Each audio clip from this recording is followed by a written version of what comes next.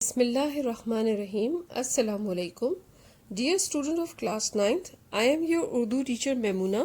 I hope you all are well and safe with your family at home. Student, take out your Urdu book and open page number 135. غزل دل ناداں تجھے ہوا کیا ہے، شاعر ہیں مرزا اسد اللہ خان غالب۔ اصل نام اسد اللہ خان اور تخلص غالب تھا۔ آگرہ میں 1797 کو پیدا ہوئے۔ غالب نے اردو اور فارسی دونوں زبانوں میں شاعری کی۔ غالب ہر دور کے اہم شاعر ہیں۔ ان کے کلام میں موضوعات کا ایک لامتناہی سلسلہ نظر آتا ہے۔ دیوان غالب، گلیرانہ، قاطع برہان اور اردو مولا ان کی اہم تصانیف میں سے ہیں۔ غزل کا پہلا شعر: دل ناداں تجھے ہوا کیا ہے، آخر اس درد کی دوا کیا ہے۔ شاعر اپنے محبوب سے عشق کر بیٹھا ہے اور اس کا الزام اپنے دل کو دے رہا ہے۔ اپنے دل کو مخاطب کر کے پوچھتا ہے کہ اے میرے نادان دل، تجھ سے یہ سنگین نادانی کیسے ہو گئی، جبکہ تو یہ جانتا ہے کہ عشق ایسا مرض ہے جس کا کوئی علاج نہیں۔ عشق ایسا روگ ہے جو قلب عاشق کو صرف اور صرف تڑپاتا ہے۔ شاعر اپنے نادان دل سے یہ سوال کر رہے ہیں کہ اس نے کیوں کر اپنے آپ کو مرض عشق میں گرفتار کر لیا۔ ابتدائے عشق ہے روتا ہے کیا، آگے آگے دیکھیے ہوتا ہے کیا۔ شعر نمبر 2: ہم ہیں مشتاق اور وہ بیزار، یا الہی یہ ماجرا کیا ہے۔ شاعر اپنے محبوب سے بے انتہا محبت کرتے ہیں۔ ان کی دلی آرزو ہے کہ ان کا محبوب بھی ان کی محبت کا جواب اسی طرح گرم جوشی سے دے، مگر ان کا محبوب ان کی محبت کی قدر نہیں کرتا، بلکہ اس نے شاعر کے ساتھ سرد رویہ اپنا رکھا ہے۔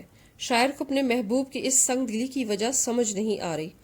وہ خود کلامی کرتے ہوئے اللہ تعالیٰ سے پوچھ رہے ہیں کہ آخر معاملہ کیا ہے جو میرے محبوب نے مجھ سے منہ پھیر لیا ہے، مجھ سے بات کرنے اور میری آواز سننے کا روادار نہیں۔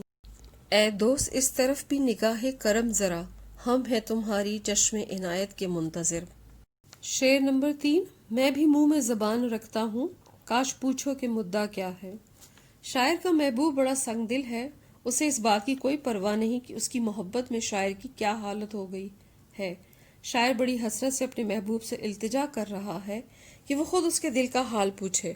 شاعر کی بے چینی اور اضطراب دیکھ کر اس کی وجہ اس سے دریافت کرے۔ وہ منتظر ہیں کہ جب ان محبوب ان کا احوال پوچھے تو وہ اسے بتائیں کہ اس کے عشق میں انہوں نے کیسے کیسے دکھ اور غم برداشت کیے ہیں، مگر شاعر کو اس بات کی حسرت ہی رہی۔ ان لبوں نے نہ کی مسیحائی، ہم نے 100 طرح سے مر دیکھا۔ شعر نمبر 4: ہم کو ان سے وفا کی ہے امید، جو نہیں جانتے وفا کیا ہے۔ ہر محبت کرنے والا چاہتا ہے کہ اس کا محبوب اس کی محبت کو سمجھے، اس کی محبت کی قدر کرے اور اس سے وفا نبھائے، مگر شاعر کو اس بات کا دکھ ہو رہا ہے کہ ان کے نادان دل نے جس سے محبت کی ہے وہ وفا کے معنی نہیں جانتا۔ شاعر اپنے آپ کو نادان اور ناسمجھ قرار دیتے ہیں کہ انہوں نے اس شخص سے وفا کی آس باندھ لی ہے جسے معلوم نہیں کہ وفا کیا ہے۔ شاعر اس لمحے کے انتظار کی آس لگائے ہوئے ہیں کہ وہ گھڑی کبھی تو آئے گی جب وفا کے بدلے وفا ملے گی۔ میں جانتا ہوں وفا تیرے بس کی بات نہیں، مگر یہ دل ہے کہ تیرے انتظار میں خوش ہے۔ شعر نمبر 5: ہاں بھلا کر تیرا بھلا ہوگا، اور درویش کی صدا کیا ہے۔ ایک مشہور کہاوت ہے کہ جیسا کرو گے ویسا بھرو گے۔ یہی دستور دنیا بھی ہے، اور اگر بھلائی کی جائے تو بھلا ہی ہوگا۔ یہ بات شاعر اپنے محبوب کو سمجھا رہے ہیں کہ وہ ان کے ساتھ بے اعتنائی اور بے مروتی نہ کرے، بلکہ ان کی محبت کی قدر کرے اور اچھا سلوک کرے۔ شاعر کو ڈر ہے کہ کہیں ان کا محبوب کسی پریشانی میں گرفتار نہ ہو جائے۔ شاعر کو اپنے محبوب کی پریشانی بھی گوارا نہیں، اس لیے چاہتے ہیں کہ محبوب اپنی روش بدل لے اور محبت و الفت کا پیکر بن جائے۔ شاعر کی خواہش ہے کہ ان کا محبوب اس حقیقت سے آشنا ہو جائے کہ یہ دنیا مکافات عمل ہے، انسان جیسا عمل کرتا ہے ویسا ہی پھل پاتا ہے۔ شاعر کو یہ خیال بے چین کر رہا ہے کہیں اس کا محبوب اپنے سرد رویوں اور بے اعتنائی کی وجہ سے مکافات عمل کے بھنور میں نہ پھنس جائے۔ اس لیے وہ اپنے محبوب کو نصیحت کر رہے ہیں کہ بھلا کرنا سیکھے تاکہ اس کے ساتھ بھی بھلا ہو۔ فقیرانہ آئے صدا کر چلے، میاں خوش رہو ہم دعا کر چلے۔ شعر نمبر 6، جان تم پر نثار کرتا ہوں میں نہیں جانتا دعا کیا ہے۔ عشق کی روایت ہے کہ عاشق کبھی اپنے محبوب کے سامنے اپنی محبت کا اظہار و اقرار نہیں کرتا، وہ تنہا ہی چپ چاپ محبت کرتا رہتا ہے، آتش عشق میں وہ اکیلا ہی سلگتا ہے، محبوب کے سامنے حال دل بیان کرنے کی جسارت نہیں کر پاتا۔ اس کے برعکس غالب نے اپنے محبوب سے اظہار محبت کیا، اسے مخاطب کر کے کہتے ہیں کہ میرے محبوب میں تم سے بے پناہ محبت کرتا ہوں، اور اسے اپنی محبت کی سچائی کا یقین دلانے کے لیے بڑے سے بڑے دعویٰ کرنے کے لیے بھی تیار ہیں کہ کسی صورت محبوب کو یقین آ جائے اور انہیں اس کا قرب نصیب ہو جائے۔ اگر ان کا محبوب ان کی جان بھی مانگے تو وہ اپنی جان بھی اس پر نچھاور کر دیں گے۔ اے دل تمام نفع ہے سودائے عشق میں، ایک جاں کا زیاں ہے جو ایسا زیاں نہیں۔ شعر نمبر 7، میں نے مانا کہ کچھ نہیں غالب، مفت ہاتھ آئے تو برا کیا ہے۔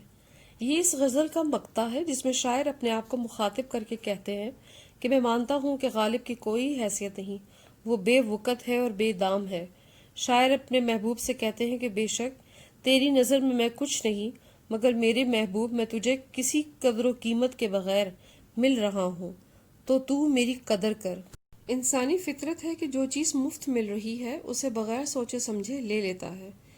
شاعر اپنے محبوب کو مخاطب ہو کے کہتے ہیں کہ میرے محبوب تجھے کیا ہو گیا ہے جو تو مفت ہاتھ آئی محبت اور بے دام کے غلام کو ٹھکرا رہا ہے۔ غالب اپنے محبوب کو یہ بات سمجھانا چاہ رہے ہیں کہ تو نے محبت میں کوئی غم، دکھ، درد اور اذیتیں نہیں اٹھائیں، نہ زمانے کے طعنے اور ظلم و ستم برداشت کیے، ان سب کو تو میں اپنے دل و روح پر جھیل گیا، میری محبت کو رد نہ کر بلکہ اسے قبول کر لے۔ ہم کہاں کے دانا تھے کہ کس ہنر میں یکتا تھے، بے سبب ہوا غالب دشمن نے آسماں اپنا۔ Thank you students. You should pray from Allah to keep us all safe from COVID-19. Stay home, stay safe. Allah Hafiz.